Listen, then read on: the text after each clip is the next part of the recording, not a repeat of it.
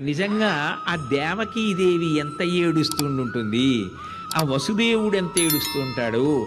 లోకంలో ఎక్కడైనా స్త్రీ గర్భంతో ఉంటే ఆమెని మానసికంగా సంతోషంగా ఉండేటట్టు చూడండి అంటారు. దేవకీదేవి గర్భంతో ఉన్న దగ్గర నుంచి ఏడుస్తూనే ఉంటుంది. ఎందుకని? బయటికి వచ్చి చచ్చిపోవడానికేగా లోపల ఊపిరి పూసుకొని పెరుగుతున్నావు. నేనేగా ఇచ్చేయాలి పుట్టగానే, ఆయన పట్టుకెళ్ళి ఇచ్చేయాలిగా అన్నయ్యకి. పైగా పైవాడు కాడు చంపుతున్నది అన్నయ్యే, అది ఘోరంగా చంపుతాడు. వాడికి ఇచ్చేయాలి కదా. అందుకోసం ఒక్కసారి చూడ్డానికి ఇంత కష్టపడి కడుపులో మొయ్యడం. ఆవిడ ఎంత బాధపడుంటుంది, ప్రతి క్షణం ఎంత నరకం అనుభవించి ఉంటుంది. అయినా ఆయన సంతోషంగానే ఉన్నాడు. అప్పుడు ఏమనాలా జీవితాల్ని? ఎప్పుడో భాగవతం జరిగిందనకో, అలా నువ్వు బ్రతకకుండా ఉండు చాలు. లేకపోతే కంసుడి కథకి మన కథకి వేరు లేకుండా పోతుంది సుమా అని చెప్ప